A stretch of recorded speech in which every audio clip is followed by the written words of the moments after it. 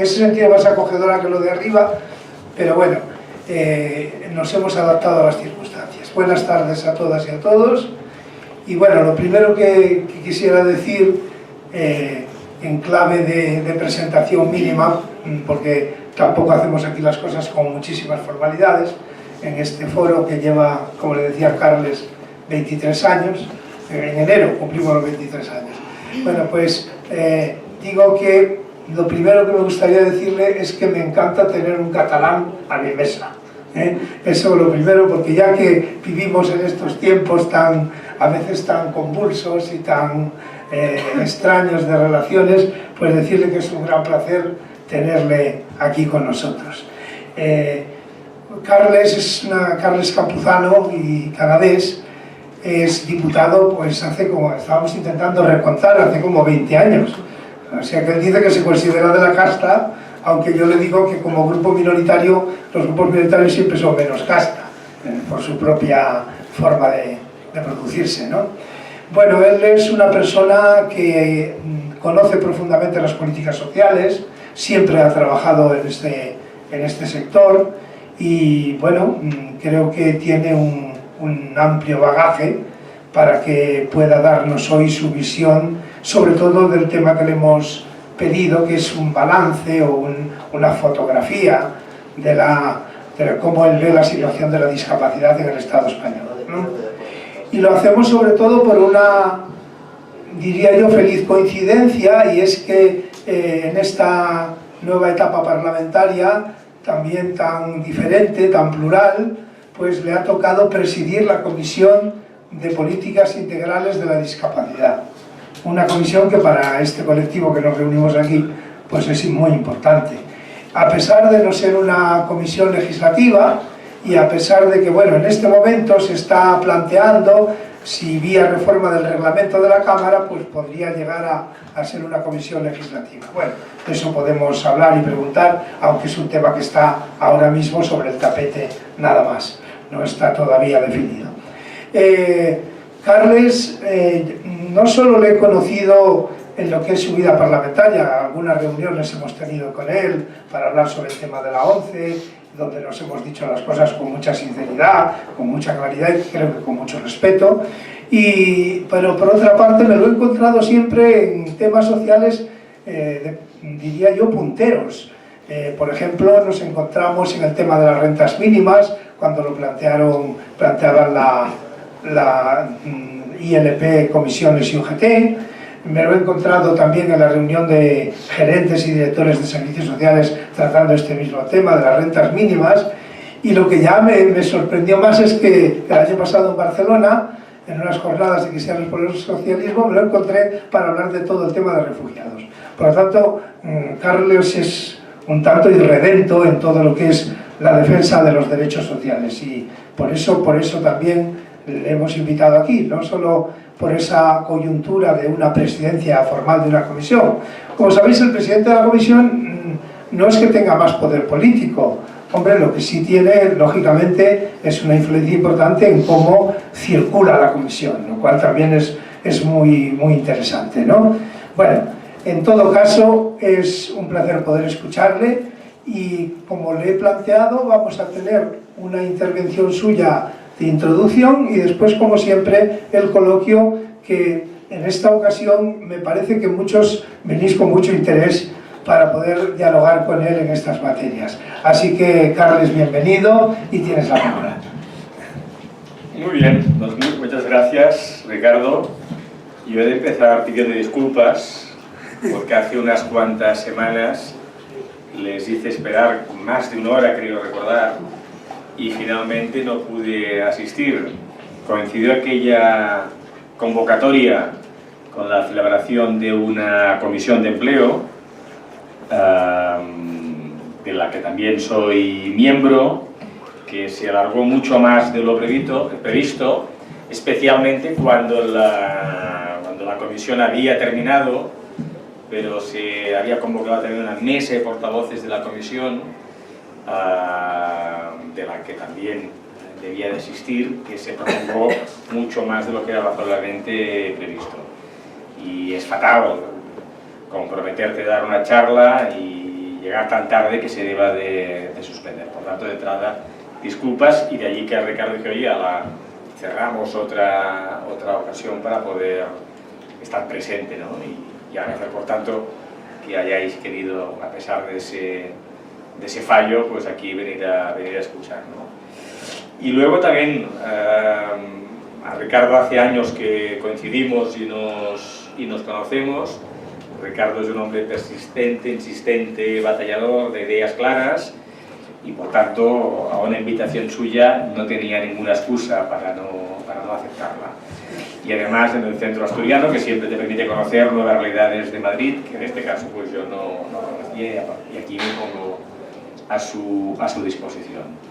Y decía Ricardo que efectivamente en esta legislatura me toca presidir la Comisión de Políticas Integrales para la Discapacidad.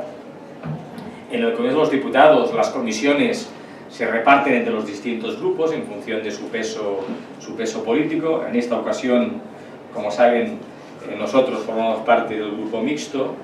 El grupo mixto le tocaba una presidencia de comisión, nos tocaba a los diputados del Partido Demócrata Catalán, la antigua Convergencia. Dentro de este grupo de diputados me tocaba a mí, y entre las comisiones que podíamos elegir, opté por elegir la comisión de discapacidad, precisamente porque este es un asunto que siempre me ha interesado, que he procurado, en la medida que he tenido responsabilidades, ser útil en esta materia, y me parecía que efectivamente desde la presidencia de esta comisión alguna cosa se puede hacer con modestia, porque efectivamente los presidentes de comisión no tienen ningún poder, tienen la obligación reglamentaria de dirigir y ordenar los debates de la comisión, pero también es cierto que en función de esa responsabilidad pueden ser capaces también de promover actividades, iniciativas, incluso al margen de la propia actividad reglamentaria, que pueden ayudar a dar fuerza, a hacer visibles, a hacer evidentes, a hacer más conocederas a la sociedad de las iniciativas en el campo de la discapacidad, o permitir que el Congreso de los Diputados se acerque al mundo de la discapacidad. Por tanto, con esa vocación de una comisión que sea activa, que esté presente, es en la que asumo esa presidencia. En una invitación que me decía Ricardo, que se pretendía que esta tarde, por mi parte, hiciese una fotografía de las políticas de la discapacidad en estos años y en la perspectiva de los próximos tiempos, y singularmente también quizás en el contexto de una legislatura que tiene una característica que no es menor, que es una legislatura en la que no existe ninguna mayoría absoluta, en la que por tanto las Cortes y el Congreso de los Diputados en concreto van a tener mucha vida, van a tener muchas posibilidades, y en la que los diputados podemos aprovechar bien esta legislatura para promover agendas de reformas y de progreso. Y ahí yo estoy razonablemente esperanzado de que podamos aprovechar bien la legislatura. Y cuando pensaba cómo podía enfocar esta charla, inevitablemente me vino la necesidad de hacer un vínculo entre los discursos de Ramón Trias Fargas en la aprobación en las Cortes de la Ley de Integración Social de los Minusválidos a principios de la década de los 80, y la LISME, efectivamente, y la Convención de Naciones Unidas.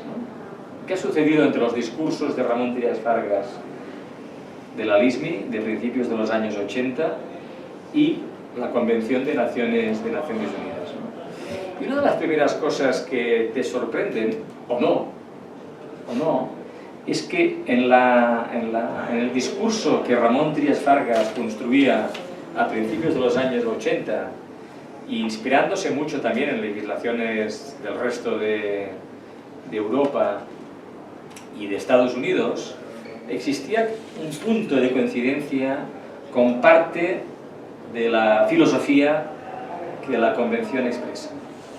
Porque Ramón Trias Fargas, en sus discursos, cuando se discutía la LISME, afirmaba que una ley especial, una ley excepcional, no debía ser la norma con la que se abordasen las cuestiones de la discapacidad, sino que estas leyes, esa ley en concreto, debía de tener un carácter provisional, que sirviese para romper barreras, para superar prejuicios, para permitir que con el paso del tiempo y fruto de las políticas no hiciesen falta leyes especiales para las personas con discapacidad. Afirmaba Ramón Trias Fargas entonces. Y lo hacía además haciendo una apelación. Ramón Trias Fargas, como saben, tuvo un hijo con discapacidad intelectual, un hijo con síndrome de Down, y por tanto su implicación política en esta materia no era tan solo fruto de su responsabilidad política, sino también como un padre, como un hombre que vivía esa realidad en su entorno más inmediato, ¿no? Y decía en un momento dado, al finalizar su discurso, cuando después de que la comisión elaborase la proposición de ley, la proposición de ley iba a ser tomada en consideración, pero antes de terminar, desearía rogarle al Parlamento que, a pesar de la carga emocional que indudablemente contiene, no tratase este problema desde la angustia y la lástima. Estamos ante una realidad de la vida, una realidad muy dura, pero que aquí está. Se buscan soluciones eficaces para unos ciudadanos tan ciudadanos como los demás. Los minusválidos, que era la expresión que se utilizaba en aquella época, no piden compasión, piden justicia. Bueno, Ramón Trias Fargas, 1981. La filosofía de Trias Fargas empalmaría perfectamente con la filosofía de la Convención. La Convención pretende no tener una mirada paternalista y intuitiva en relación a los derechos de las personas con discapacidad, sino que pretende construir una norma internacional que pase por el empoderamiento de las personas con discapacidad y superar aquellos prejuicios y aquellas barreras que impiden a las personas con discapacidad ejercer esos derechos. La pregunta es, entre 1981 y este 2016, ¿el recorrido que hemos tenido en esta materia podría satisfacer a Ramón Trias Fargas y a su generación? ¿Estaríamos a la altura de los retos que nos plantea la Convención de Naciones Unidas para las Personas con Discapacidad? Y ahí, como siempre, podríamos tener la botella medio vacía o medio llena. Es muy evidente que entre 1981 y el 2016 el recorrido que se ha producido es enorme, en sentido positivo, y eso nadie lo puede negar. De entrada, Ramón Trias Fargas en sus intervenciones parlamentarias recordaba como en aquella época, para muchas familias, el convivir con una persona con discapacidad formaba parte del elemento casi de la vida privada, que daba un punto de vergüenza que fuese compartido por el resto de la sociedad. Y ahí es evidente que, por ejemplo, en esa mirada distinta de la sociedad sobre el fenómeno, sobre la realidad de la discapacidad, se ha producido un enorme recorrido en la línea del normalizar y el aceptar, diciendo también que continúa existiendo un estigma en un colectivo de personas con discapacidad, como son las personas con problemas con salud mental. Continúa existiendo ese estigma. Pero ahí sí que ha habido un recorrido muy considerable. En el terreno de las políticas públicas, en 1981 se apostaba muy claramente por la escuela inclusiva y se consideraba que el modelo de la LISMI debía de favorecer la incorporación de los niños de las niñas y los niños con discapacidad en el sistema educativo normalizado, huyendo de los sistemas que segregasen a los niños y las niñas de las escuelas normales. Y se ha producido un avance muy sustancial en esta materia, sin lugar a dudas, pero aún continúa una mayoría de niños con discapacidad que no están en el sistema normalizado de la educación, continúan en escuelas segregadas. Y en estos años de la crisis, además, en los recortes que se han producido en muchas de las comunidades autónomas en materia educativa, fruto de las decisiones que ha tomado el Gobierno central de hacer recaer la reducción del déficit público no en la Administración General del Estado, sino en las administraciones autonómicas, esos recortes en educación han afectado a buena parte de los dispositivos que permitían a los niños y niñas con discapacidad participar de la escuela normalizada. Ahí, por tanto, podemos ver un recorrido interesante. Ha crecido la escuela inclusiva, pero no hemos conseguido aquello que se pretendía la LISMI, que es el 100% de los niños escolarizados en la escuela educativa, en el sistema normalizado de escuela. En aquella época el número de personas con discapacidad en nuestro sistema universitario es escasísimo. Y hoy, a pesar, el otro día Luis Cayo, el presidente del CERMI, en la comisión, nos recordaba que hay identificados unos 20.000 estudiantes con discapacidad, lo que es cierto es que estamos lejos también de que los niveles educativos del colectivo de personas con discapacidad sean lo suficientemente normalizados como para sentirnos satisfechos en esta materia, especialmente en todo lo que hace referencia a los niveles de educación superior, tanto en formación profesional como universitaria. Y ahí nos apunta otra cuestión que no es menor y que está muy directamente vinculada con las cuestiones educativas, como es en materia de empleo. Es evidente también que la LISMI y en los discursos de Ramón Trias Fargas la insistencia es clave, la apuesta por entender que la plena integración en la sociedad se podía producir en la medida que las personas tuviesen un empleo digno, con un sueldo digno, que les permitiese construir un proyecto de vida personal, que permitiese que todas las potencialidades de la persona se pudiesen realizar, que ese empleo les diese autonomía y vida independiente. Y como sabéis, la LISMI preveía tanto la incorporación a la empresa ordinaria como la puesta en marcha de mecanismos especiales de inclusión en el mercado de trabajo. Y es cierto que en estos años el empleo de las personas con discapacidad ha crecido.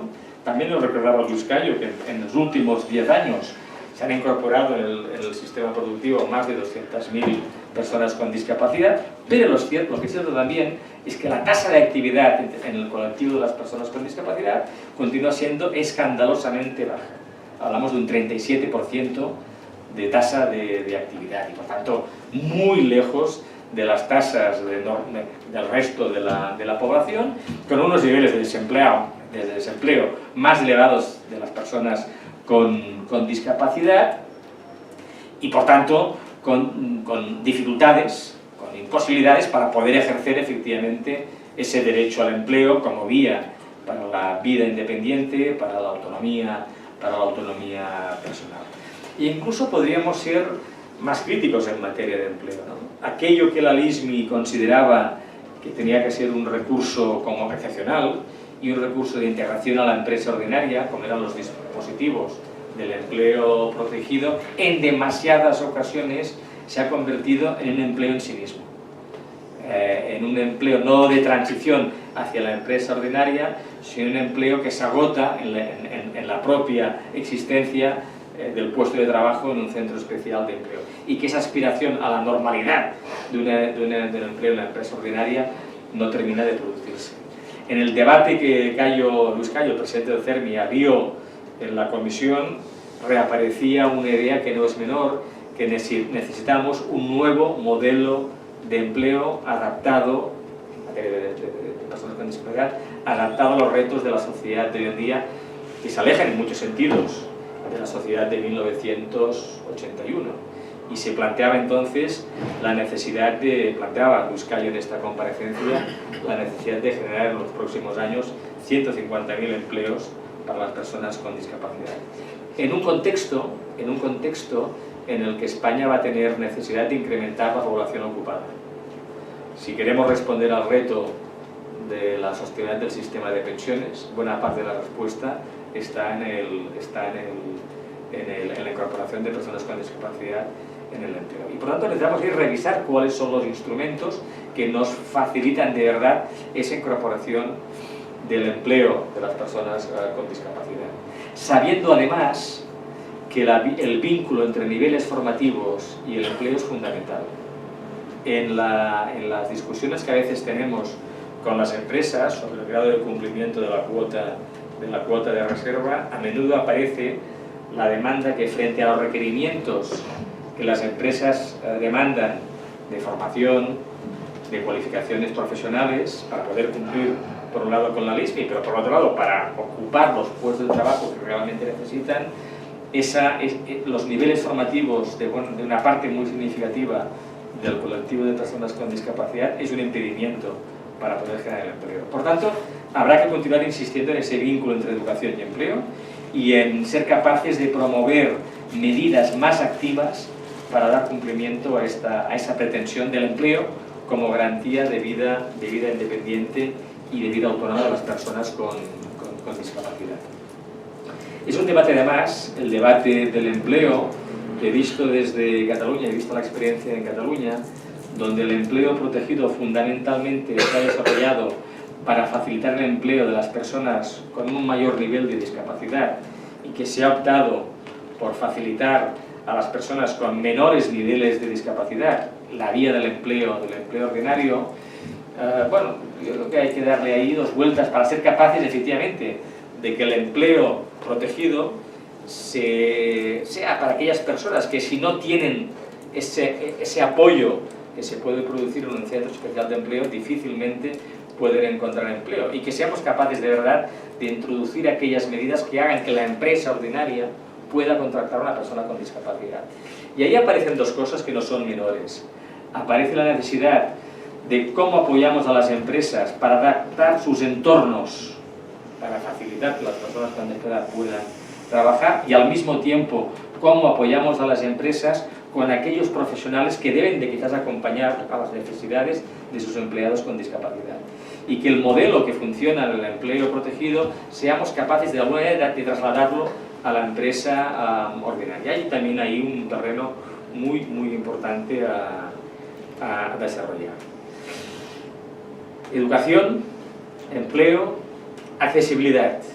Ahí uno de los escándalos que vamos a vivir en el año 2017 es que teóricamente en España, en el 2017, todos los entornos, edificios, servicios deberían ser plenamente accesibles para las personas con discapacidad, y España no habrá cumplido con esa previsión legal, ni mucho menos. Se habrán producido avances, no lo podemos negar, pero vaya, en la sala ustedes esto lo conocen directamente y por tanto sobre eso no voy a profundizar. Ahí habrá que ser muy exigentes y preguntarnos en qué se ha fallado para no dar cumplimiento a esas previsiones de una legislación que es extremadamente persistente en esa demanda de plena accesibilidad, de la cual también se hablaba en los debates parlamentarios de principios de los años 80, y en las que se llegó a cuantificar la inversión pública que era necesaria para poder provocar los cambios que se debían de provocar en aquella época, en el lenguaje de aquella época, con las barreras arquitectónicas. Por tanto, ahí tenemos una cuestión también pendiente. Y finalmente, en los debates de los años 80 no aparecía, y en cambio la Convención sí que nos lo sitúa muy claramente. Estamos en las cuestiones vinculadas a los derechos civiles de las personas con discapacidad. Ahí ha aparecido en los últimos años la denuncia de aquellas personas con discapacidad que, al perder su personalidad jurídica, han perdido también su condición de ciudadanos con derecho al voto. Son más de 100.000 los ciudadanos que hoy están reclamando poder ejercer su derecho a votar y que no lo pueden hacer, y que eso implica una revisión de nuestro sistema de incapacitación, esas incapacitaciones que conllevan también que las personas con discapacidad no puedan votar, responden a una idea de la discapacidad de carácter paternalista, que quiere proteger a la persona con discapacidad, pero que no quiere apoyarla para que pueda ejercer sus derechos. Y ahí va a ser imprescindible abordar esta discusión. En esa misma dirección, todo nuestro sistema de tutela de las personas con discapacidad va a tener que también ser objeto de revisión, en un sistema también muy intuitivo, muy protector, pero que rompe con los principios de la Convención, en la que lo que se exige no es que se tutelen a las personas con discapacidad intelectual o con problemas de salud mental, sino que se las apoye para poder ejercer su vida autónoma y su vida independiente. Ahí vamos a tener que producir una cierta revolución en nuestro marco legal para dar respuesta a esta necesidad, ¿no? O las cuestiones vinculadas a los problemas existentes en nuestro marco legal todavía en materia de esterilización de las personas con discapacidad. existen cuestiones vinculadas a los derechos civiles, que van en la línea del pleno ejercicio de los derechos de ciudadanía, como garantía de un reconocimiento de esa ciudadanía en toda su dimensión, que nuestro marco legal no remueve y que la Convención nos obliga. También va a ser importante 2017 porque España deberá de nuevo dar explicaciones a las Naciones Unidas sobre el grado de cumplimiento de la Convención, de la que, por cierto, estoy diciendo a 10 años que fue aprobada por Naciones Unidas. Ahí, por tanto, hay un reto muy fundamental. Y finalmente, habrá una cuestión que en estos años habrá tenido una importancia evidente, que generó en su momento muchas expectativas, pero que en la práctica también ha generado muchas frustraciones, como fue la aprobación y la puesta en marcha de la Ley de Atención a la Dependencia. Hace también en diciembre 10 años de la aprobación de la Ley de la Dependencia. La Ley de la Dependencia hace 10 años fue vivida por el mundo de la discapacidad como una oportunidad para mejorar todos los aspectos vinculados a los apoyos a la vida diaria de las personas con discapacidad en aras de conseguir su autonomía personal. De hecho, el proyecto inicial del Gobierno fue modificado en su título, precisamente incorporando el concepto de autonomía personal, fruto de las demandas del sector de la discapacidad. Lo que es cierto es que 10 años más tarde, la ley de la dependencia al colectivo de las personas con discapacidad probablemente no les habrá resuelto la mayoría de las cuestiones que tenían planteadas. Por ejemplo, esa ley abrió la posibilidad de la creación de la figura del asistente personal. Si no recordaba el otro día, tan solo el 0,56% de las prestaciones por dependencia responden a la figura del asistente personal. Y por tanto, esa ambición que el título expresaba no se corresponde con los esfuerzos que se han hecho para desarrollar la ley y facilitar esos apoyos que son imprescindibles para la vida independiente. Hay experiencias interesantes en Barcelona, en Madrid, seguramente en otras comunidades autónomas, pero respecto a las aspiraciones que se tenían se ha quedado corto y habrá que darle una buena sacudida a esta legislación en esta legislatura para ser capaces de esas expectativas darles de alguna manera respuesta que sea útil. Y finalmente, en todo este repaso que hemos hecho, muy superficial y que cada una de estas cuestiones merecería un seminario larguísimo de fin de semana, yo me querría también, finalmente, recordar que buena parte de las mejoras y de los avances que indiscutiblemente se han producido en estos años han tenido siempre al movimiento de las personas con discapacidad. Una de las características desde los años 80 hasta ahora de este aspecto concreto de nuestra vida colectiva es la importancia que ha tenido el movimiento asociativo. De personas con discapacidad, de familiares de personas con discapacidad y de profesionales que trabajan con las personas con discapacidad.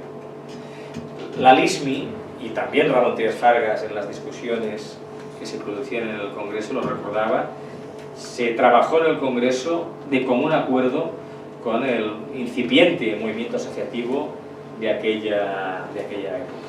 En los trabajos de la comisión parlamentaria estuvieron presentes las personas del mundo con la discapacidad, codo a codo con los parlamentarios, trabajando en la construcción de aquella normativa.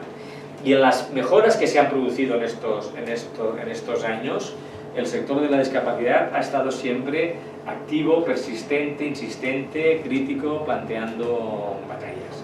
Y por tanto, en las cuestiones que debemos de plantear en los próximos tiempos, va a continuar exigiendo un movimiento social que es plural, que necesariamente debe ser plural en su composición, porque las realidades que se acumulan en este campo son distintas y por tanto difícilmente pueden homologarse en una sola plataforma asociativa, que además necesariamente deben incorporar sentido crítico. Es la medida que también la realidad de la discapacidad se ha normalizado seguramente la atención política que estas cuestiones merecerían, seguramente se ha rebajado. Hoy en discapacidad, en la Comisión de la Discapacidad es de las comisiones en las que hay consenso. Eso puede ser una expresión positiva de aquello que compartimos todos los grupos, que es dar respuesta a las necesidades de un colectivo concreto de la sociedad, pero a veces cuando hay tanto consenso tiene que ver con que hay poca discusión política, hay poca tensión para permitir mejorar, hay buenas palabras, hay buenos deseos, pero no hay las decisiones presupuestarias y legales que se necesitan quizás para remover las cosas, ¿no? Y por tanto se demanda a un movimiento que sea crítico, que sea exigente, que plantee las cosas, que no tenga una actitud dócil con aquellos que estamos en las instituciones, sino que sea exigentes con sus derechos. Y en este sentido yo invito ahí al mundo de la discapacidad a que sea muy activo, haciendo llegar reclamaciones, peticiones y presencia en la comisión. La comisión que presido pretende ser una comisión que dé mucha voz al sector de la discapacidad, que permita que en el Congreso se escuchen las reivindicaciones de las personas con discapacidad y que sea una comisión que agite al conjunto del Congreso de los Diputados en esta materia.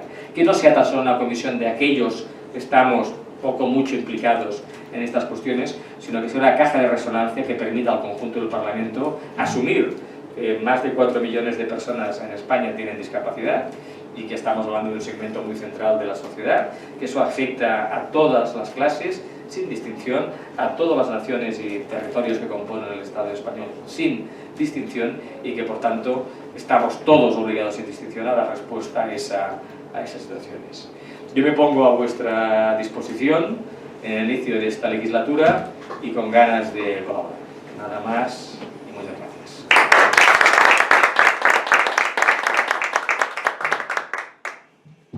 Bien, muchísimas gracias, Carles. Yo diría solo dos cosas para empezar este coloquio, que la mayor parte os corresponde a vosotros porque lógicamente no vamos a teledirigir desde la mesa el debate. Pero sí quiero decir dos cosas. Carles ha hecho una foto bastante completa porque ha tocado lo esencial, y en ese sentido, y lo ha hecho además con una capacidad de síntesis muy importante, lo que le agradezco especialmente porque nos ha puesto sobre el tapete muchas cuestiones. Y segundo, aunque él no lo crea, ha tenido una intervención provocadora, porque la mayoría de los que estamos aquí somos bastante críticos sobre cosas sobre las que él ha sobrevolado. Él lo ha hecho de una manera, diría yo, bastante objetiva, pero nosotros somos muy críticos con algunas de esas cuestiones. Y yo solo voy a referirme a una cuestión, que creo que es envolvente.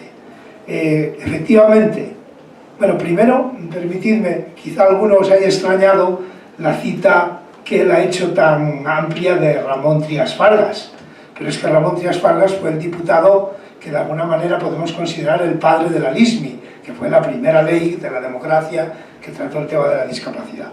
Y entonces, en ese sentido, me parece absolutamente lógico y muy respetuoso con esa figura histórica de Ramón Trias Fargas, porque realmente tuvo una gran importancia en este sector. Por lo tanto, no es tanto una cuestión de partido, no porque él fuera de la Convergencia de entonces, sino porque realmente fue una persona combativa, activa en este tema, y recuerdo que cuando celebramos el 30 aniversario de la LISMI fue muy recordado por todos los grupos parlamentarios. Y la segunda cuestión, yo creo que aquel momento de la LISMI, muy lejano ya, era un momento de una participación del colectivo de personas con discapacidad muy activa, muy abierta, muy plural, muy combativa. Y la verdad es que eso no ocurre hoy. Es decir, hoy hay una situación en el colectivo, es un movimiento potente numéricamente, pero hay unos condicionantes en la participación de ese colectivo que producen una asimetría total.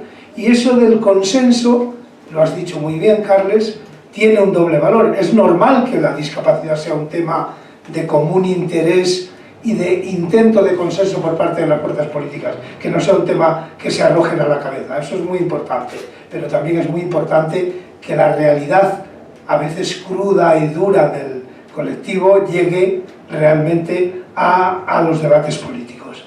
Y eso es difícil que ocurra, porque aunque indudablemente la ONCE, el CERMI realizan su actividad pública para dar a conocer sus posiciones, hay un importante segmento del sector que queda escasa o nulamente representado. Hay una asimetría tremenda en esa representatividad. Bueno, yo he querido poner solo sobre y quizá por eso la Comisión a veces navega entre el consenso y la nada, porque a veces no hay esa aportación del sector, que aunque a veces pudiera ser desgarrada, probablemente fuera positiva. Pero bien, vamos, yo ya os dejo a vosotros. No sé si tú quieres decir algo antes de que empiecen o mejor el... Sí, mejor al final. Vale, Sí. cogiendo, Me ha pedido la palabra Inocencio, Laura y Carmen. Inocencio, vas por el primero. Bien, alguna cosilla y voy a intentar ir muy rápido. Lo primero, decía Carles, el tema del empleo protegido que se ha convertido a veces en sí mismo en un objetivo. Yo coincido con eso hasta el extremo que creo que a veces las entidades que se dedican a justificar el empleo protegido de personas con discapacidad se han olvidado que la prioridad era el integrarles en el mercado ordinario, porque al final han convertido el mercado protegido en un negocio. Se analiza poco, se dice, y es verdad, se ha avanzado mucho en materia de discapacidad del 81 hoy, cierto, pero yo siempre que oigo hablar de las cifras de empleo de las personas con discapacidad, oigo cómo se elude o cómo se huye de analizar la precarización del empleo de las personas con discapacidad. Cuando se dan las estadísticas del empleo ordinario o las estadísticas del empleo cada X meses o cada mes, siempre se profundiza en cuánta contratación temporal, la precarización, los contratos a tiempo parcial. En la discapacidad no se suele hacer ese desglose. Parece que con contratar a un discapacitado se cumple, aunque al discapacitado le hayamos dado 2 horas a la semana y tenga, pues eso, un salario de estos ridiculino. Y eso yo creo que es uno de los problemas serios de la precarización, digo, del empleo de las personas con discapacidad. Otro asunto que tiene también que ver con el empleo es que efectivamente se estableció en la LISMI y se desarrolló después las cuotas de reserva. Pero luego se buscó el truco de sustituir al que no cumplía la cuota de reserva compra de servicios. ¿Con eso qué se conseguía? Que los que hacen negociejo con esto del mundo de la discapacidad tuvieran doble negocio, pudieran vender servicios a esos que no cumplían. Con lo cual en la práctica estábamos abundando más todavía en que el mercado ordinario no fuera el que pitara para el mundo de la discapacidad. Voy muy rápido, a lo mejor se me entiende mal, pero quiero hacerlo en epígrafes para no aburrir. La tercera cosa, en accesibilidad, se ha avanzado mucho, sí, indiscutiblemente. Aquí tuvimos no hace mucho una jornada sobre accesibilidad, hablando fundamentalmente de Madrid. Vimos muchas contradicciones. Yo hoy traigo aquí un ejemplo gráfico de cómo a veces se burla un poco los poderes públicos de los compromisos en materia de accesibilidad. Resulta que cuando te quejas de que en un ambulatorio de escaleras, te dice, hombre, es que es un edificio antiguo, cuando te quejas que es que determinado edificio público pues tiene problemas de accesibilidad, hombre, es que cada uno se puede adaptar. Acaba de ocurrir una cosa que se va a materializar el 15 de diciembre. Aquí hay 2 oficinas de la Seguridad Social, una en la calle Villanueva, digo porque muchos la conoceréis, totalmente accesible, ni un solo escalón, y además, digamos que amplia, etcétera, y hay otra en la calle de Aceros, que seguro que os suena, plagadita de escaleras. El día 15 de diciembre cierra Villanueva. No es que sea antiguo, no. Como vamos a quitar una oficina, quitamos la accesible. Otra cosa, y voy acabando. Yo creo que el tema, decía Carles, el tema de las pensiones, que si incorporamos 150.000 personas con discapacidad al mercado de trabajo, estaremos contribuyendo a las pensiones. Hombre, se han hecho políticas como la del último Consejo de Ministros de Zapatero, donde a una empresa concreta le dio la exención del 100% de la cuota patronal, que además de abundar en que se va contra el mercado ordinario y contra la integración en el mercado ordinario, además de abundar en eso y potenciar a los, digamos, mercados protegidos, además de eso, desde luego no creo que se abunde en capitalizar la lucha de las pensiones, no creo. Yo he terminado. Muy bien. ¿Contesto estas dos quizás? Sí, ¿no? sí, Son raras. Es más de semana. Si no, luego tienes que hacer otra Sí, por eso. Tendría muchas, pero... Hay más, sí. Seguro. Hay más, bastantes más. A ver, dos comentarios sobre los comentarios de Ricardo. Efectivamente, a mí me gusta citar Trias Fargas, porque más allá que Trias Fargas, efectivamente, fuese del partido en el que yo militaba, a Trias Fargas le tocó liderar en el Congreso de los Diputados la elaboración de la LISMI.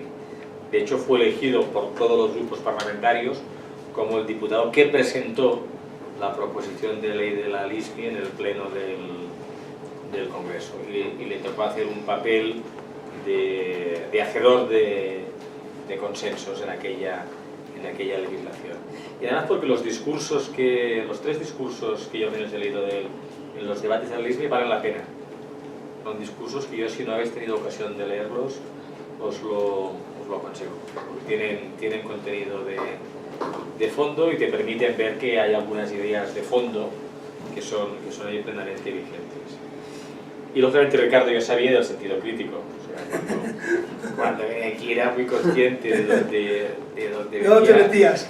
Y por tanto también con mucho interés de poder escuchar a visiones críticas sobre muchas de las realidades que tenemos, ¿no? Y que eso forma parte del vivir en una sociedad plural en la que por suerte no todos pensamos igual y en la que es necesario que tengamos discusiones sobre los temas, porque si no ya me diréis qué tipo de democracia tendríamos si no fuese de esta manera. Por tanto, yo he encantado de aquí y de en tantas ocasiones como sea necesario para discutir. En materia de empleo, pues me parece muy acertada la reflexión sobre la precariedad del empleo que se plantea, ¿no? Y en esa idea de que los estímulos que se introducen para crear el empleo protegido son suficientemente poderosos para que el sistema haya muerto de éxito. Totalmente de acuerdo. ¿Haya muerto de? De éxito. Totalmente de acuerdo. Haya muerto de éxito, o sea, no cuesta, o sea, hoy puede haber gente que se dé rápidamente cuenta de que la mejor manera de ser competitivo en el mercado es vincular a su empresa un centro especial de empleo que le permite rebajar costes a la seguridad social, tener una subvención directa sobre la masa salarial, y por tanto, bueno, es muy competitivo, claro que lo es, ¿no? Un chollo. Y por tanto, si además las personas que se contratan son personas que perfectamente podrían estar incorporadas en una empresa ordinaria porque su discapacidad no les inhabilita para un empleo ordinario, pues más bingo. Y ahí hay que abordar esa discusión. Y hay que abordarla porque si el objetivo que nos marcamos es el de reducir sustancialmente las tasas de desempleo y aumentar las tasas de actividad, no sería razonable que nadie pensase que eso se puede hacer a través del sistema del empleo protegido. No lo puede ser. Y por tanto ahí se necesita una discusión que no es fácil, porque es muy evidente que hay una realidad, hay un tejido productivo que hoy vive de estas ayudas al empleo protegido, que en función de cómo se abordase la discusión es evidente que pondríamos en riesgo empresas y puestos de trabajo. Hay que hacerlo bien hecho. Yo no me puedo imaginar una perspectiva de los próximos 10-15 años por delante sin dar la vuelta a esta situación, si de verdad queremos crear empleo con la intensidad necesaria, que en parte válida también las cuestiones de la formación, y hace 20 años, 30 años podía tener sentido, pero hoy cada vez debe tener menos sentido. Por mi parte, esta discusión la he intentado llevar en distintas ocasiones en el Congreso, sabiendo que además es una decisión que exige consensos. Hasta ahora no ha sido posible. Lo hemos también podido hacer nosotros como grupo político, porque en Cataluña, en una parte muy significativa de los profesionales que trabajan en el sector de la discapacidad, en el empleo protegido, hace tiempo que hay esa demanda de superar ese modelo. Hay una propuesta que ha defendido, y quizás no sé si conocéis a los personajes, en su día Óscar Miró y Dolors Savalls, en aquella época de la Coordinadora Catalana de Personas con Discapacidad Intelectual, hoy DINCAT, que hace cerca ya de unos 10 años me plantearon superar el modelo de empleo protegido versus empleo ordinario y ir hacia un modelo basado en que el apoyo lo tuviese la persona en concreto en función de su discapacidad, con independencia de la empresa que fuese a trabajar. Que fuese un apoyo en función de cómo tu discapacidad afecta a tu capacidad de encontrar empleo, y que ese apoyo no dependiese de trabajar en una empresa, en un centro especial de empleo o en una empresa ordinaria, lo que se conoce como la propuesta de la mochila. A mí esa idea siempre me pareció muy sugerente. Además, esa mochila, si fuese el caso de la persona con discapacidad o con problemas de salud mental, sería un apoyo de profesionales que acompañarían a aquel trabajador en la empresa donde trabajase, y que si estuviese hablando de una persona con enfermedad física o sensorial, pues ese apoyo que recibiría la persona sería con los apoyos que la empresa recibiría para permitir que el puesto de trabajo fuese plenamente accesible, ¿no? Y que hubiese el apoyo fiscal y de reducción de cuotas que correspondiese de manera igualitaria en la empresa ordinaria como en el centro especial. Me continúa pareciendo una propuesta sugerente, la propuesta de defender, pero que hasta ahora también ha encontrado un rechazo, también en Cataluña, de una parte muy significativa del empleo protegido. Pero el debate hay que abrirlo. El modelo que tenemos ahora yo creo que no es un modelo sostenible en el tiempo, y menos para el reto que se debe de plantear. Y espero que en esta legislatura seamos capaces de abordarlo. Creo que Laura tenías la... Sí. Bueno, a ver, como varias cosas las he comentado ya Inocencio, yo tuve la oportunidad, cuando supe que usted tenía, me dio por leerme casualmente el discurso del señor Trías, al que usted ha hecho referencia. Lo que pasa es que igual, como me lo leí en catalán, me he equivocado en alguna cosa, pero yo juraría que la idea básica del señor Trías, y además me ha parecido que usted algo parecido decía, es que algún día no hubiera que legislar las cuestiones referentes a las personas con discapacidad, entonces minusválidos. Y a mí me da por pensar que si hoy el señor Trías volviera a leer aquel discurso que él mismo hizo, se le caerían los palos del sombrajo, ¿vale? Porque ahora para todo necesitamos legislar, y encima de que legislamos buscando según las intenciones donde podamos rascar para los que proponemos ciertas leyes, después nos podamos autoabastecer de ellas y hacer negocio, como hace un rato decía Inocencio. Yo no sé, sinceramente, el señor Callo, ¿qué podrá entender?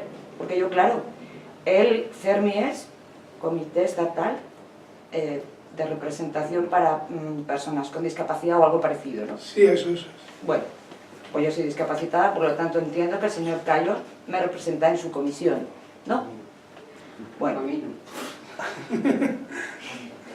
No, a mí, yo no me siento representada por él, pero entiendo que su labor es representarme. Entonces, ¿qué entendería el señor Callo por una persona? Me pongo yo como ejemplo, pero da igual, somos muchos. Que hemos estudiado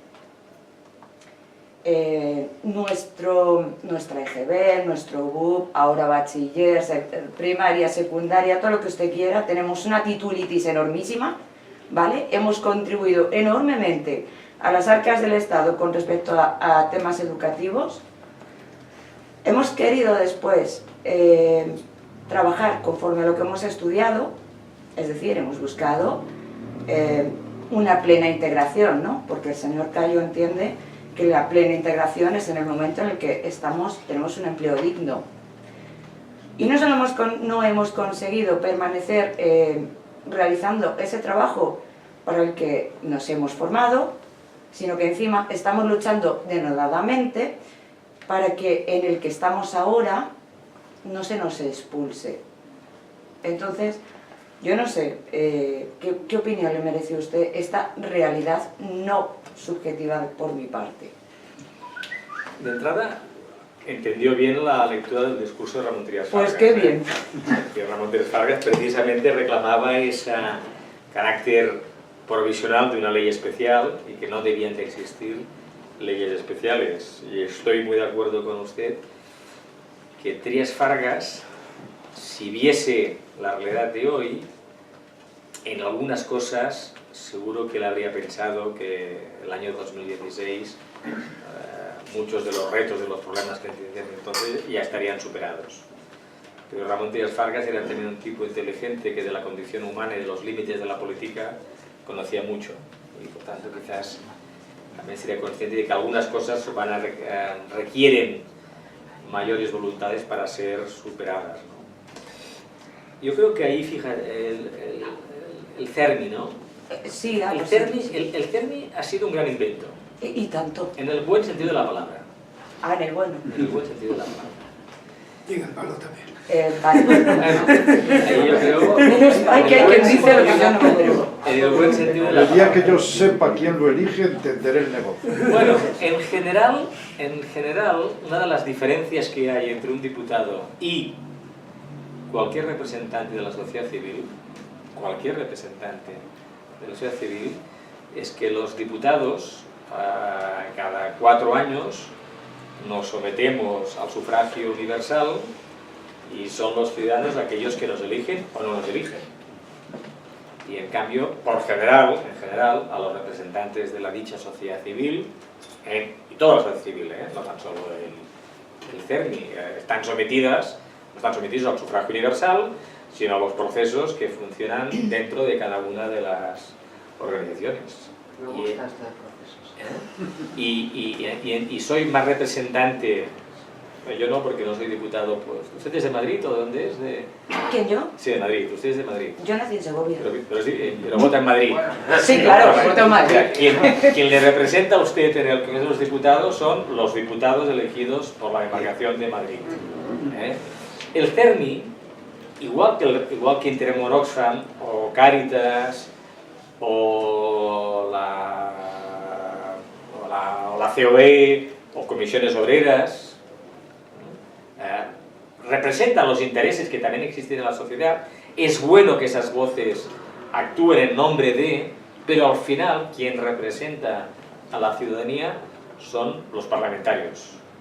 Y por tanto, es bueno escuchar lo que la sociedad civil organizada te plantea.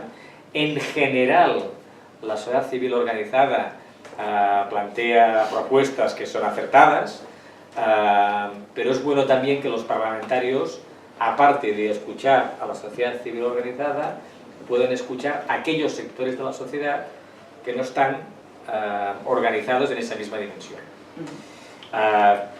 Yo digo que ha sido un buen invento el CERMI, porque buena parte de las propuestas que el CERMI me ha trasladado han sido propuestas positivas, y han sido propuestas orientadas a mejorar la calidad de vida de las personas con discapacidad. Quizás, y no me toca ni hacerla, las cuestiones son aquellas propuestas que quizás el CERMI debería haber planteado y quizás no ha planteado. Ahí quizás podría estar a la crítica. Si usted tiene ocasión de leer la intervención de Luis Cayo en la comisión la semana pasada, creo que fue la semana pasada, hace 15 días, verá que seguramente buena parte de las cuestiones que pone encima de la mesa, usted poco o mucho las terminaría compartiendo. O incluso si viese las... La he leído, ¿eh? ¿La ha leído? Pues, sí, sí. Pues yo creo que la mayoría, y si no tendría mucho interés en conocer... A mí es que no me importa, perdóneme, No, señor yo don Carles, es que lo que está muy bien, pero a mí ahora mismo lo que me preocupa es lo que no está, porque lo que no está es mucho más importante que lo que está. No sé si me explico. Sí, muy bien. Entonces, a mí, el señor Cayo no piensa en mí para nada como persona ciega. El señor Cayo se preocupa, pues no sé, de que para mí, por supuesto, tienen un valor admirable y me parece todo perfecto, ¿no? Pero como estamos donde estamos, pues digo lo que pienso. Las personas con discapacidad física, que tienen unos problemones enormes, las personas con discapacidad mental, que, ojo, pero para mí el señor Cayo, a las personas ciegas, le damos exactamente igual. Bueno, el señor Cayo no está aquí, por tanto no se puede... Bueno, no sé, usted me está haciendo referencia a la carta esta de hace 2 semanas. Pero usted está de acuerdo conmigo entonces, en lo que yo decía, que si leemos la intervención del señor Cayo, en todo lo que dice estaríamos de acuerdo. Quizás lo que notamos a faltar es que no diga otras cosas, seguramente sí, pero si uno hace el balance de la suma y la resta de la aportación del CERMI durante los años que el CERMI se ha creado, entre la suma y la resta, suma mucho más que resta. Y creo que eso es bueno. Que quizás en alguna realidad concreta pueda haber colectivos que no se sientan... Seguro, y de ahí que decía también, junto con el CERMI, es bueno que escuchemos otras voces y lo procuramos hacer, porque por suerte también la realidad de la sociedad es mucho más variada, mucho más compleja y mucho más diversa. Sabiendo también que cuando un movimiento social está más unido, tiene más capacidad de incidir. Pero yo el CERMI globalmente lo voy a defender, ¿no? Aceptando como todo lo que hacemos las personas, que tiene sus límites, tiene sus defectos y debe de mejorar. ¿Le puedo hacer una última pregunta? Con permiso de todos, por favor, solo es un segundito. Es que vamos a seguir la rota, Laura. Bueno, termina, venga. No, si luego tenemos que ajustar más cuentas, o sea que no hay problema. Pero bueno, sí, venga, termina. ¿Cree usted que la ONCE tiene cosas que aprender de la CIC? ¿La CIC? Asociación Catalana para la Integración de los Ciegos. Seguro que la ONCE, que es una organización enorme, puede aprender de una organización más pequeña y más activista y con mucha más libertad para actuar, seguro que sí. Vale. ¿Ha visto qué rapidito, Ricardo? Muy bien, gracias, Laura. De nada, Carmen. Yo voy a hacer algunas preguntas o algunos comentarios para ver su opinión al respecto. Que algunos de mis compañeros me van luego a matar cuando salgamos, pero este es mi punto de vista. Por ejemplo, ¿qué opinión le merece que nada menos que un director general, ahora parlamentario, siga, además de su salario, creo que no exactamente magro, más bien razonable e incluso suficiente, siga cobrando pensión? Otra pregunta. ¿Qué sentido tiene que personas con absoluta forma física, y digo yo que mental también, en pleno estado de rendimiento, con 52 años empiecen a vivir de los demás? ¿Esa es una forma de integrar o de apartar a la gente? Di que se puedan jubilar para que lo entienda. Sí. Supongo que me pregunte. yo. Otra pregunta es por qué mi empresa, donde está trabajando 32 años y medio, no es bonificada y está haciendo integración, y la ONCE sí es bonificada que no hace integración. Otra pregunta, ¿cómo se puede vender que la ONCE niega la venta de cupón a las personas ciegas? Otra pregunta. O sea, pero apúntatelas todas, Carles, hay que responderlas. Oye, pero ¿Cómo que se no es puede el presidente entender? del gobierno, que es el presidente de una comisión. No, ya, pero bueno, yo le estoy trasladando los puntos que nos No sufras por él, yo sé, Ricardo. Carlos, que yo sé Tú que no sufras tienes- por él. Yo sé que no tienes varita mágica, No, lo sé. por suerte. No sé, depende de lo que quisieras de ella. Siempre es peligrosa la varita mágica. Y para ir acabando, si bueno, a mí es que, bueno, sí, dos preguntas, dos pasos en la misma pregunta. ¿Qué sentido tiene que para atender las necesidades del colectivo se tenga que depender de una cosa, de un juego de azar? Y ya por último, si el juego de azar se te ha concedido como un privilegio para dar empleo a personas ciegas o exclusiva a personas con otras discapacidades, ¿qué sentido tiene que lo venda una persona en Correos, en Mercadona, o en la gasolinera de la esquina? o en el Hay un Mercadona? aplauso para Doña Bonet. Y ya. Muy bien. A ver, mira, Pobre hombre. lo del A diputado. ver, que yo creo que desde el puesto en el que estás, y perdón por rematarlo, que yo creo que son cosas que tenemos que trasladarte, ¿no? Que sí, Sí, porque igual no lo sabes o te dice que es mentira. Te considero capaz de resolverlas todas en 2 palabras, o sea, que ya lo sé, pero creo que por lo Que sí, menos que sí. tenemos la obligación de hacértelo saber. Absolutamente de acuerdo. El único tema que no voy a contestarte es lo del diputado, porque es un colega y ahí, si me permites, voy a hacer un punto corporativo. No importa. Entendiendo lo que planteas y que quizás debería ser él aquí que respondiese a la... No, se me da igual, me pregunto en abstracto. ¿Eh? ¿Tú crees que es razonable que No, se cobre razonable, pensión no, con no, un salario, con un No es, trabajo? no, Pensión de no es- orfandad con una persona de 40 no años es- que no es trabaja en un razonable. banco bien pagada. No es razonable. Y si queremos que el sistema sea justo, que sea equitativo y que además el sistema tenga legitimidad social, hemos de procurar que las cosas sean razonables. Y cuando las cosas no son razonables y cuestan de explicar, pues entonces el sistema al final tiene algún tipo de problemas, ¿no? Cuando hablábamos de lo de la casta hace un momento, al inicio de la charla, pues la casta tiene que ver con las cosas que no son razonables, que no se pueden explicar. Y cuando las cuentan, chirrían de alguna manera. De la misma manera también, que fíjate, ¿no? Hace también unos 10 o 15 años, en el sector de la discapacidad empezó a plantearse qué iba a suceder cuando las personas con discapacidad, fruto del aumento de la esperanza de vida, empezasen a envejecer de manera prematura y que nos encontrásemos con personas con carreras laborales relativamente pequeñas que no podían continuar trabajando. Y empezó a plantearse la necesidad de que el sistema de protección social diese respuesta a esa necesidad. Y eso, por ejemplo, en Cataluña fue planteado fundamentalmente por centros especiales de empleo que trabajaban con personas con discapacidad intelectual y que nos trasladaban aquella preocupación.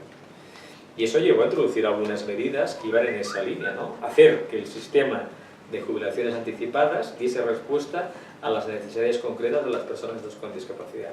Y es posible que fruto de aquella regulación no tan solo hayamos resuelto cuestiones que era razonable que se resolviesen, porque esas personas difícilmente podían continuar trabajando y difícilmente habían podido construir una carrera laboral que les generase un derecho a pensión propio, que nos ha llevado también a quizás situaciones absurdas, ¿no? Como las que tú insinúas y que hace 15 días otra persona ciega también me estaba recordando. Bueno, pues ahí seguramente habrá que analizar si esas reformas se hicieron de manera adecuada, sabiendo que efectivamente la aspiración que debemos tener vinculada a la cuestión de la sociedad del sistema público de pensiones es que nos interesa ir a un modelo de sociedad en la que el mayor tiempo posible las personas que puedan estén activas en el mercado de trabajo. Bueno, Pero al sí, mismo es tiempo, vale, pero la edad. pero también al mismo tiempo Si que no las personas, cotizan, te advierto que... pero también que las personas con discapacidad que no puedan continuar trabajando puedan jubilarse. Y ahí Sí, habrá, pero por habrá salud, no por edad. no, bueno, porque, Falta de salud. porque evidentemente, porque su proceso de envejecimiento acelera, es más rápido y acelera su incapacidad para continuar activo en el mercado de trabajo. Dependerá del tipo de discapacidad. Bueno, precisamente. Pensa. precisamente la reforma esa que se introdujo lo que intentaba dar respuesta, insisto, a esa demanda que nos planteaban las personas con discapacidad intelectual. Mi grupo fue de los activos en esa reforma y los primeros colectivos que a nosotros nos plantearon esa demanda eran los colectivos de personas con discapacidad intelectual. Luego quizás lo mismo sucedió también, por ejemplo, con la compatibilidad entre la pensión no contributiva y el empleo. También se nos planteaba, y por ejemplo ahí se nos planteaba en relación a personas que eran beneficiarias de prestaciones vinculadas al VIH-Sida, prestaciones muy bajas, y que nos decían, oye, yo difícilmente voy a estar trabajando en una jornada a tiempo completo y compatibilizar la pensión no contributiva con el empleo me puede ir bien. Que quizás eso también haya tenido alguna derivada, seguro. Está director general. Seguro. Por tanto, ahí habrá que revisar seguramente cuestiones. Y finalmente, hombre, yo cuando el gobierno de Zapatero aprobó esa bonificación a la ONCE, la verdad que no lo entendí, me pareció como muy sorprendente. Fue una compensación a que se les Muy quitó sorprendente.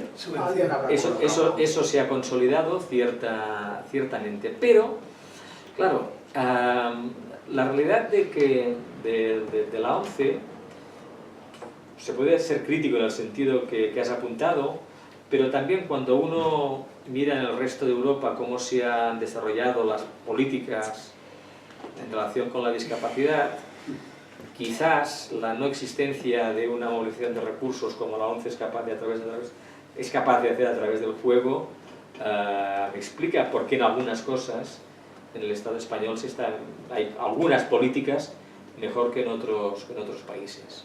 Por lo tanto, yo soy muy prudente a la hora de enjuiciar a la ONCE respecto al monopolio que tienen en materia del juego y que a través del juego se financie parte de algunas de las políticas con discapacidad. Es más, de mi partido político yo tengo admiración de las personas que ya han fallecido hoy y que rompieron en el Parlamento de Cataluña la disciplina de voto en Convergencia y Unió cuando el gobierno de Pujol aprobó la primera ley del juego en Cataluña. María Rubias, una pedagoga muy avanzada de Lleida, y Josep María Nola Basarte, un historiador con mucho prestigio, y que entendieron que no eran partidarios de que en Cataluña existiese una legislación del juego, que el juego es el impuesto de los pobres, ¿no? Por tanto, dicho esto, tenemos una realidad como muy consolidada, que explica muchas de las realidades del mundo de la discapacidad, que en el balance de la suma y la resta yo entiendo que suma, y que por tanto siempre me aproximo con mucha prudencia cuando se formulan las críticas como las que legítimamente has formulado. Al ciego que se ha quedado sin venta. Yo le he dicho que estoy luchando de nuevamente. Hay dos palabras. ¡Me cago en la ¿Hay leche! más palabras? Sí, dos, A ver, tres. Vale, Nico. Tengo yo que hacer unas anotaciones también. Nico, Cristina y Emilio. Y luego Ino. Buenas, mira, yo quería tocar el tema de la ONCE porque sí se está tocando, pero un poco superficialmente, superficial no, sino para mí de refilón, ¿no? O sea, yo lo que quería decir es lo siguiente, vamos a ver, a mí me parece muy bien que la ONCE tenga el monopolio del cupón y todo eso, pero lo que ya no me parece tan bien es que haya modificado los estatutos y que a los afiliados les niegue la venta sistemáticamente, o les dé contratos precarios. Ahora mismo hay en plantilla, yo los datos exactamente no los tengo, pero casi no llegan a 7.000 afiliados vendiendo cupones. Y el resto de la plantilla son discapacitados o administrativos o tal. Y hay más de 20.000 trabajadores. Eso por una parte. Luego, la ONCE resulta que también maneja criterios de rentabilidad económica a la hora de contratar o no contratar a un discapacitado. Rentabilidad económica. Eso por otro lado. Y otra cosa, los juegos de la ONCE ahora mismo lo están vendiendo empresarios sin ninguna discapacidad, que están compitiendo con nosotros. Empresarios grandes, empresarios como por ejemplo Plácido Arango. A ver, y luego una cosa más, el tema del CERMI, tanto que habla, sí, hay que integrar los ciegos y los discapacitados, muy bien. La ONCE ha seguido eso a rajatabla. Los colegios han desaparecido Todos. prácticamente. Qué bonito, ¿eso es integrar? Pues yo pienso que eso lo que pasa es que es cargarles con el tema a las comunidades, y a mí me parece muy bien que en lo posible se integren los discapacitados, pero en lo posible. Si hay 2 o 3 personas que no se pueden integrar, bien porque están en un pueblo perdido, bien por cualquier otro motivo, por miles de motivos, esas personas tienen derecho a la educación y se les está negando. Porque en muchísimos casos, supongo que los padres se tendrán que ir del pueblo para educar a ese niño. O sea, que hablar aquí de modelos de integración hay que tener mucho cuidado. Me parece muy bien integrar, pero yo creo que más que integrar lo que hay es que tener la posibilidad de elegir si quieres ir, que tu hijo vaya a un colegio o a otro colegio. Y luego toda esta otra temática que esto ya sí me preocupa. El tema de la rentabilidad económica es que me preocupa porque si estamos hablando de exenciones, de mercado protegido, de historias, o sea, al final una baja rentabilidad durante 4 o 5 meses te conlleva una sanción y una suspensión de empleo de un montón de días en el tema de la ONCE. Claro. Yo sobre la gestión concreto de la ONCE, del cupón y tal, difícilmente puedo tener un criterio No, ya lo contundente, sé, yo lo comento simplemente, pero vamos, que es... y me consta, y en los últimos actos de discapacidad en los que he estado me he encontrado con manifestaciones y por lo tanto me consta que existe esta problemática, pero como no tengo suficientemente criterio y en función del sitio que estoy ahora, he de ser especialmente prudente. Eso sí, deseando que los problemas que existan se resuelvan de la mejor manera posible.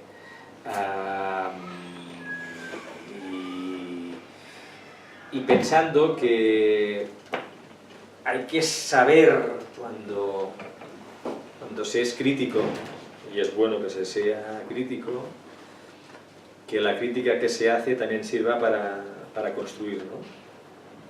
Que sirva para construir. Porque con los recursos del cupón se han generado iniciativas políticas que, insisto, con el balance del tiempo creo que suman más que restan. Cristina, ¿ves que la palabra? Sí, bueno, yo volviendo un poquito a lo que es la política de empleo para personas con discapacidad, hemos comentado varias personas el tema de los centros especiales de empleo se han acabado adaptando o acoplando o acomodando a esta situación de yo misma ya soy un negocio y me aprovecho un poco de todas las ventajas de contratar personas con discapacidad. Hay un sistema de empleo que es teórico, que se ha llevado a cabo muy pocas veces, pero que a lo mejor habría que retomar, que reformular y ver cómo ponerlo en práctica, que es el enclave laboral, que es el puente entre un centro especial de empleo y la empresa ordinaria. Es decir, yo sé de unos trabajadores que cumplen unas funciones X que en mi empresa las están cumpliendo perfectamente y son perfectamente válidos.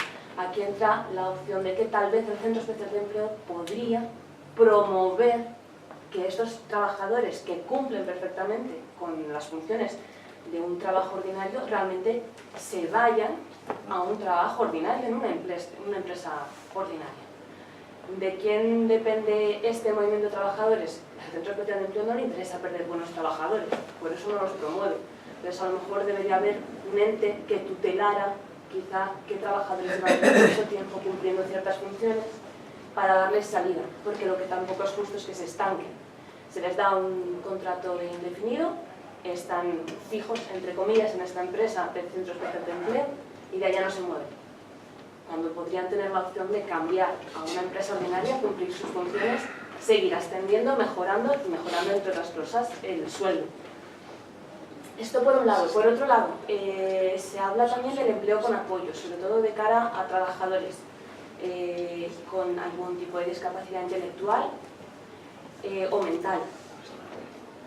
Ahora mismo hay asociaciones, que pues igual que la ONCE la tenemos para los ciegos discapacitados visuales graves, hay asociaciones de personas con discapacidad intelectual y mental específicas, como por ejemplo están de trastorno de espectro autista, hay una asociación en concreto, no recuerdo el nombre, pero sí el programa que tienen, que es PILA, ellos le llaman Ponte las Pilas, porque lo que hacen precisamente es fomentar ese empleo con apoyo de estas personas que tienen un espectro de trastorno autista que es bastante fuerte, que condiciona bastante, y que con este empleo con apoyo, esta persona de apoyo, este discapacitado puede cumplir ciertas funciones, claro, no tantas como cualquier otra persona, está más limitado. Y esto al empresario tampoco le interesa. Entonces, gastarse más recursos en esa persona de apoyo no le viene bien. Pero a lo mejor se podría ayudar a estas asociaciones que se dedican precisamente a dar este tipo de personas de apoyo de manera más específica, un poco como comentabas tú, Carles, de una persona que se dedique a cubrir a esta persona, no a la empresa, sino a esta persona, o a este espectro de personas, ¿no? Un poquito esa sería mi intervención. Son dos fórmulas que a mí me han gustado siempre, el enclave y el empleo con apoyo. Y en el caso de los enclaves se hizo quizás una regulación muy estricta para evitar que no se produjese una figura que en nuestro ordenamiento legal está prohibida, que es la cesión de trabajadores. Y quizás también esa regulación muy estricta que se hizo no ha hecho que los enclaves se desarrollasen todo lo que podía haberse desarrollado. Una figura muy interesante y muy potente. Yo no sé si, porque yo los enclaves que he conocido han sido invitados por el Centro Especial de Empleo, que han tenido interés en contarme que estaban desarrollando proyectos de enclave y que apostaban por esta fórmula. Quizás sí que vale la pena tener más información sobre el nivel de desarrollo de los enclaves y ahí me sugieres quizás algunas preguntas parlamentarias para formular. Lo mismo que sucede con el empleo con apoyo, que por desgracia fue de los programas que durante los años de la crisis más recortes tuvo, al menos en Cataluña. Hubo un esfuerzo muy importante para mantener las ayudas a los centros especiales de empleo, hubo mucha presión política para que se mantuviesen las ayudas a los centros especiales de empleo, pero la consecuencia fue que los programas de empleo con apoyo, que eran muy pequeñitos, se fuesen al garete. Y fue una pena. Y volvían a ser otra figura, estos híbridos, que están entre el empleo protegido y el empleo ordinario, interesantes. A mí las fórmulas híbridas me gustan. Las fórmulas híbridas porque soluciones aquí de blanco y negro no tenemos. Y tendría sentido que en este modelo más basado, más personalizado, los operativos concretos que permitiesen desarrollar las políticas fuesen de estas características. Por ejemplo, se decía antes, en la defensa de una escuela especial para personas con discapacidad versus una escuela integrada. Yo no sé si la cuestión está tanto en la capacidad de elección de los padres como en que puedan haber personas que seguramente en una escuela normalizada no van a poder desarrollar sus potenciales educativos y quizás requieran un sistema especial. De la misma manera, en una empresa ordinaria, en una empresa centro especial de empleo, podemos aspirar a la integración en el mercado de trabajo ordinario, pero hay que ser suficientemente flexibles para que, si eso no funciona, se pueda retornar al empleo protegido. Por tanto, sin maximalismos de ningún tipo, fórmulas híbridas y flexibles son las que necesitamos y que exigen regulaciones más fáciles y apoyos económicos también tan importantes como los tenemos en el empleo protegido. En ningún caso estoy inspirado para hacer un paquete de preguntas por escrito al gobierno sobre la materia. Yo quería hacer ahora... Hay tres palabras pedidas, ¿no? Ah, sí. Emilio, Nemesio y Carmen. ¿Quién? ¿Cómo? Emilio. Ah, perdón, Emilio. A ver, perdón. No te preocupes, Ricardo. Que antes te había oído tu nombre y luego vi que no. Bueno, yo sobre el consenso en política de discapacidad, me imagino que, no sé si es por falta de interés o por... ¿Estás mueve? ¿La paz? Debe ser el tuyo. No, dejarlo que suene. No lo vas a poder apagar. Creí que lo había apagado, de verdad. ¿Empieza a hablar? Es peor intentar. Bueno, intento ya. Sigue. Perdona, Emilio, adelante. Bueno, el consenso en la Comisión de Discapacidad, ¿no? Me imagino que el consenso en una... Me está boicoteando. No, es que no sé qué. Por eso dije que le dejaréis sonar, cuando se acaba de sonar se acaba el problema, pero así no se acaba nunca. Bueno, sigue Emilio, perdona. Lo has hecho de clase. Lo ha puesto en el paso. Lo he hecho adrede, Emilio, para boicotear. El consenso en una comisión de política fiscal es más difícil, ¿no?, que el consenso en una comisión de discapacidad. Yo creo que también hay una parte de populismo, de falta de interés. Igual hay más intereses en política fiscal que en política de escaparate, digo. Sí. Lo que pasa es que, bueno, yo no hablo de castas ni de tal, pero bueno, sí pertenezco a una generación que no vivió en una dictadura, ¿no? Sí, nacimos después del 78.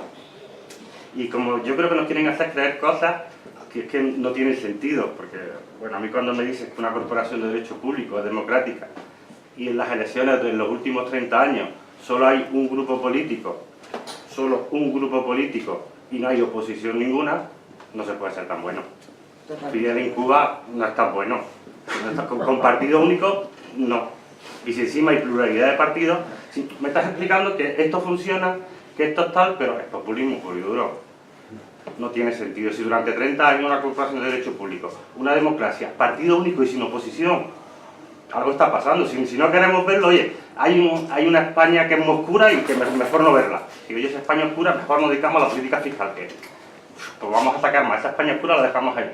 Pero no. Yo, por ejemplo, he estado hablando con trabajadores sociales belgas, por ejemplo, y me decían, pero coño, es que vosotros están, el trabajador que se le protege en España con discapacidad se le tiene en mitad de la calle en una esquina pasando frío.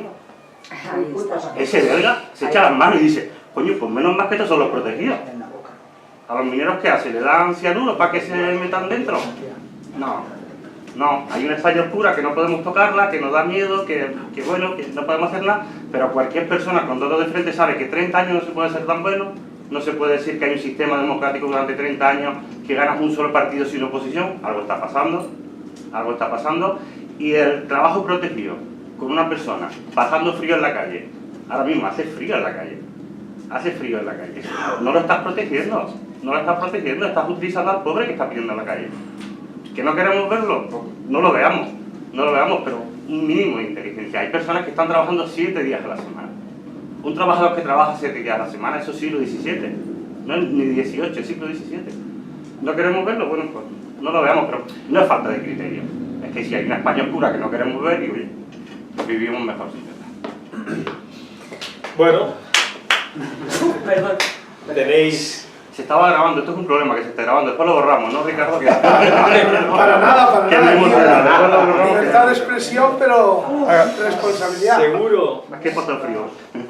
Seguro que cualquier organización que lleva 30 años funcionando va a necesitar ponerse al día, ¿no? En este caso 75. Sí. Con más razón que se ponga al día. 78, Ricardo. Es verdad que el 75 Bueno, ya le dieron el premio. Pero imaginamos que en el Parlamento de Cataluña, en los últimos 30 años, solo hubiese habido un partido político y ningún tipo de oposición.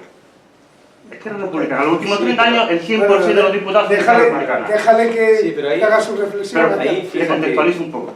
Sí, pero ahí siempre es, en general, en las organizaciones privadas,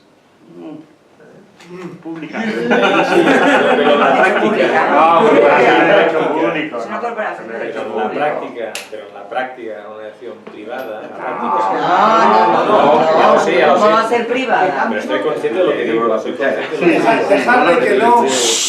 En una organización que en la práctica es privada en su funcionamiento, en el sentido de que las garantías que te hay, o sea, en un sistema de elecciones generales, en un sistema político en general, democrático, hay un montón de instrumentos que te garantizan la pluralidad.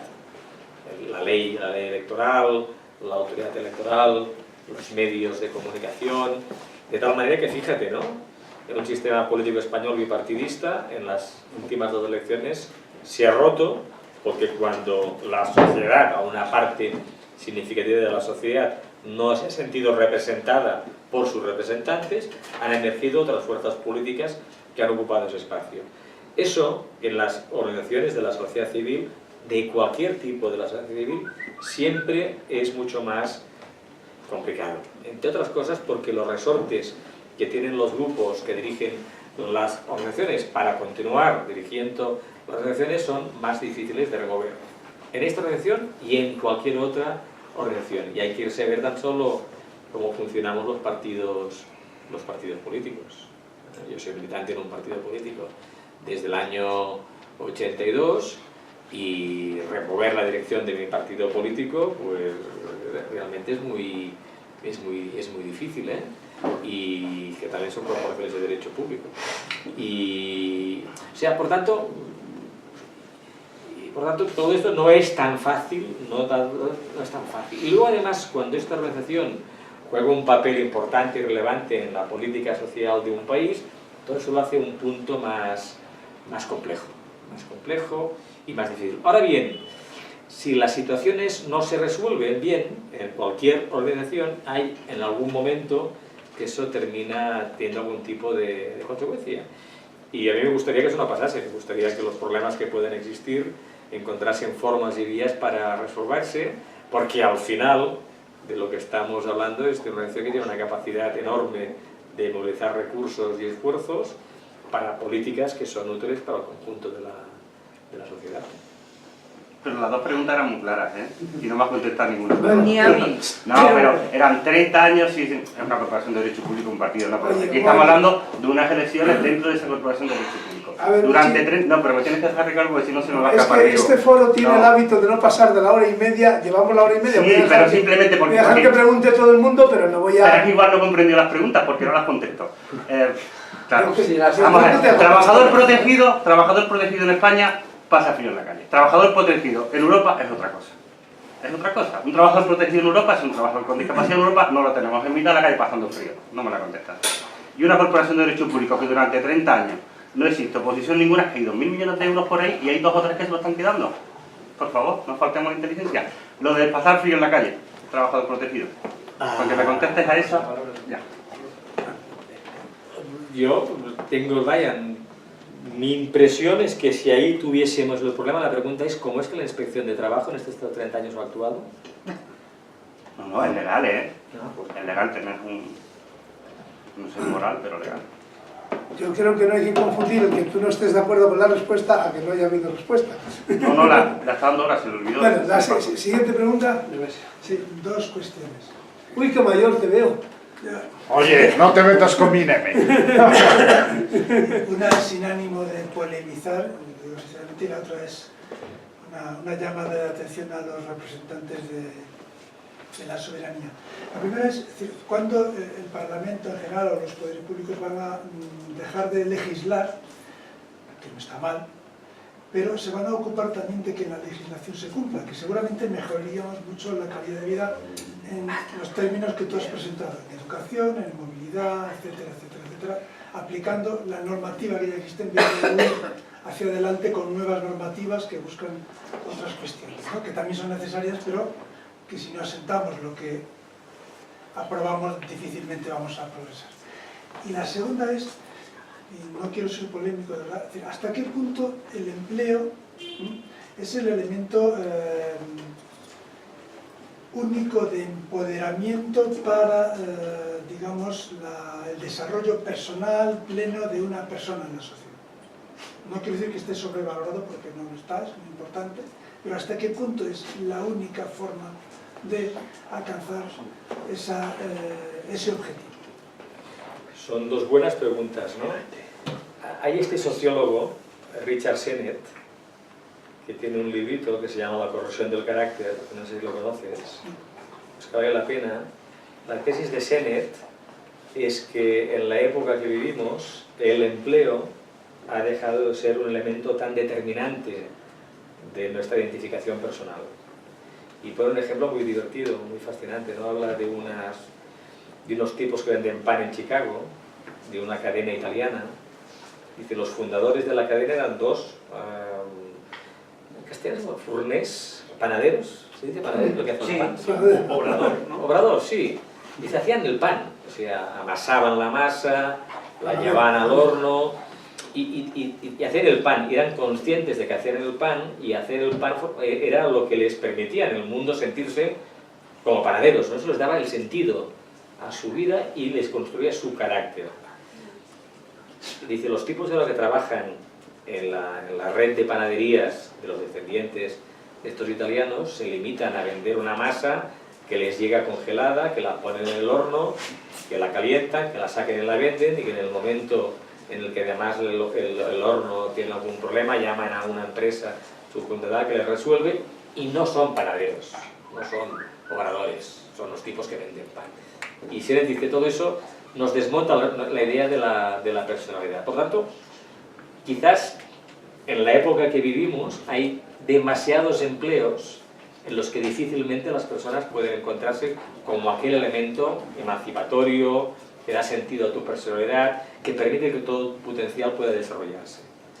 Pero al mismo tiempo, lo que en el tipo de sociedad en la que vivimos, lo que te continúa dando autonomía es el salario. Y independencia es el salario, ¿no? Y por tanto esa reivindicación del salario como elemento de autonomía personal de los individuos continúa siendo como muy relevante, ¿no? Y al mismo tiempo hay muchos individuos que tenemos la suerte de que podemos realizar un trabajo que nos ayuda a conformarnos como individuos y a desarrollar nuestro potencial, ¿no? Por tanto, estamos en una zona, efectivamente en zonas donde quizás las cosas han cambiado, pero que el trabajo continúa teniendo ese factor emancipatorio, ¿no? Y ahí se nos plantea un debate, que es el debate que hablan las rentas garantizadas universales. Yo no soy muy partidario de las rentas garantizadas universales en el terreno de lo político. Creo que ahí tenemos otros retos. Por ejemplo, en una sociedad donde la pensión no contributiva son 300 y pico de euros al mes, donde no tenemos una prestación por hijo a cargo de carácter universal,